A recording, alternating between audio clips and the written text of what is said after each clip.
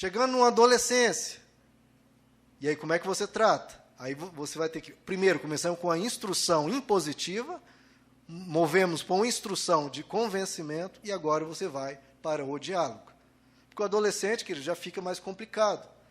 Claro, em todas as idades você anda por todos esses instrumentos, mas no adolescente você vai ter que ter mais diálogo ainda. E é um diálogo, queridos, que os pais precisam aprender a não ser aquela coisa chata, repetitiva, né, porque vai ficando ineficiente. Você tem que abordar de formas diferentes, porque se você foi no diálogo, numa certa direção, não deu certo, bateu na parede, tenta mudar um pouco a abordagem. Nós temos que ter a sabedoria da serpente. Não deu certo de uma forma, em vez de ficar tentando bater daquele lado, tenta outros contornos, tenta outras aproximações. E também, com o adolescente, tente não tratar apenas das consequências, aquilo que ele está fazendo no momento. Ele pode estar fazendo coisa terrível, né? Pode estar tendo uma questão de drogas, de alcoolismo. Então, às vezes, não é a consequência, o efeito que você tem que tratar. Às vezes, você tem que tratar da causa. Por que ele foi buscar aquilo? Por que ele caiu nessa? Se todo mundo sabe que droga, que alcoolismo é mal. Porque, às vezes, é uma questão de carência, questão de vazio, questão de não estar satisfeito com o que está acontecendo em casa. Pode ser fruto de uma solidão.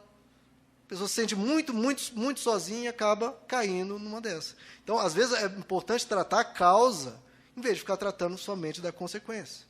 Então, você conversar com o adolescente, o que ele está sentindo. Conversar sobre a alma, para que ele se abra, para que ele converse e exponha, né, os dilemas dele, as carências dele, que o levaram a procurar isso que é ruim. Que todo mundo sabe que é ruim e ele foi buscar por causa de uma carência. Tudo começa, queridos, com uma inquietação, com um vazio. E é disso que precisamos tratar. Não adianta reprimir o efeito, sem tratar da causa. Agora, tratando aqui dos filhos, de todas as faixas etárias. Quando vem um determinado mal, queridos, nós temos que aprender a cortar o mal. Temos que usar a pedagogia divina. Como é que Deus nos trata? A nós que somos filhos dele. Se nós fazemos algo correto, Deus nos defende. Se nós fazemos algo errado, ele nos deixa saber e nos repreende. Então, temos que ter o cuidado de jamais dar guarida ao erro. Se um professor fala, olha, o seu filho está tendo um comportamento tal. Muitos pais hoje fazem isso, repreendem o professor. Ah, você que não está olhando direito, você que não está sabendo organizar a sua sala, ou então são esses amiguinhos aí, eu vou mudar de escola. Não, você tem que tratar da questão com o seu filho. Não dê guarida ao erro. Mesmo que a situação, a professora não tenha tanta sabedoria, ou os amigos não sejam tão bons, você tem que preparar o seu filho para saber lidar com a vida nessa situação. Ou seu filho vai sempre ter as melhores amizades, as melhores autoridades. Não. É naquele ambiente, às vezes, não o ideal, que você tem que ensinar ele a tratar da vida. Porque a vida não é perfeita. A vida tem dificuldades, tem amizades ruins, tem pessoas ruins ao redor. E você, nesse ambiente, tem que ensinar o seu filho a lidar. Porque se num ambiente que não é propício ele se corrompe, ele vai se corromper algum dia. E é o momento de tratar. Meu filho, você está se corrompendo num ambiente que não é ideal. Você precisa aprender a resistir, a ter uma consciência e a ser uma pessoa boa, independente de onde você estiver. Isso se o ambiente não for ideal, porque às vezes é ideal e às vezes é a criança que está gerando a confusão, o tumulto. Então, ouça os professores em vez de tirar a autoridade deles. Você não pode dar guarida aos erros. Jamais. Se você quer destruir a vida de um filho, basta dizer sim. Diga sim para tudo e você destrói a vida de um filho. Então, o pai tem que botar limites, tem que saber dizer não. Assim como Deus diz não.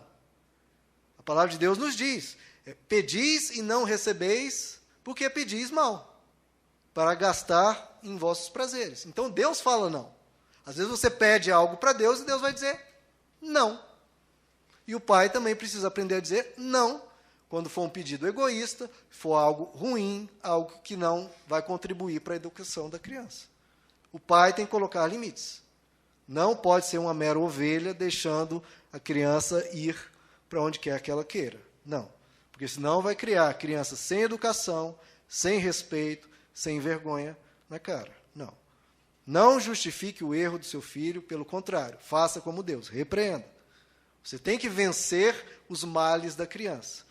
É um provérbio que diz que a estultícia, a tolice está no coração da criança. Está lá. A estultícia, a tolice está, e é o papel do pai e da mãe tirar aquilo de lá, usando da correção, usando da reprimenda e ensinando o filho. Então as coisas são óbvias, queridos. Mime e você vai ter uma criança, um filho mimado. Dê muita folga, você vai criar um filho folgado.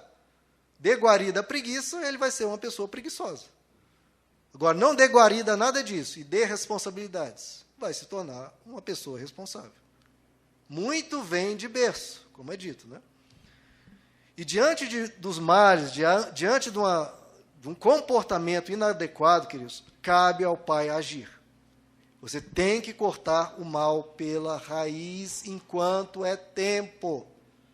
Porque quando chega a uma determinada idade, vai ficando cada vez mais difícil corrigir. Então, enquanto é algo novo, enquanto é algo não enraizado, quanto antes, melhor. É como um câncer. Quanto antes você descobrir, quanto antes tratar, melhor, porque depois vai ficar difícil. Então, corte na carne, queridos. Corte onde dói. Diante de um comportamento inadequado, corte. Haja com força, para a criança aprender, o filho aprender, que as atitudes geram consequências. Porque se ela não aprender isso, queridos, na segurança do lar, ela vai se deparar lá fora, na vida, onde não se tem misericórdia. Onde não se tem misericórdia, onde vão atropelar, onde vão passar por cima e onde ela vai ser esmagada. Então, trate do problema enquanto está na segurança do lar. Corte. Se ela ganha uma mesada, corte mesada, pelo período determinado, para aprender que as atitudes geram consequências. Corte um determinado benefício, corte um programa de TV, corte o celular. Esse deve ser o pior castigo possível para as crianças hoje. Corte. Porque ela vai ter que começar a pensar e pesar os prós e os contras de cada atitude, como é em qualquer situação da vida. E você tem que deixar claro que não é você que está fazendo isso, não é você que está causando isso. Você ainda tem que falar, eu falo isso muito para o Petros. Petros, eu não quero fazer isso, mas a sua atitude que gerou isso, é a sua atitude que gera essa consequência.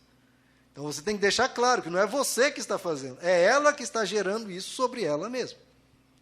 E se você diz que essa é a determinada correção, a determinada reprimenda, vai ser cortado tal coisa.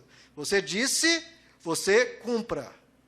Vai ficar sem por 1, 2, 3, 4 dias, tem que ficar sem por esse período. Porque se você não cumpre o que você diz, você está ensinando a criança que ela vai se safar, que ela pode te enrolar, e que ela, com um jeitinho, dribla a justiça, dribla a correção, e isso vai ficar marcado o quê na mente da criança? Vai virar o que essa criança quando crescer? Isso tudo que sedimenta no coração da criança conceitos. Sedimenta no coração, na mente da criança, uma forma de enxergar a vida, enxergar o mundo. Se ela aprende que ela se safa, dando uma de migué, não é muito bem assim, aí tem aquela conversinha mole, se ela com isso aprende que consegue escapar de qualquer coisa, você está criando um monstro. Você está preparando um futuro muito complicado, uma criança com caráter muito volátil.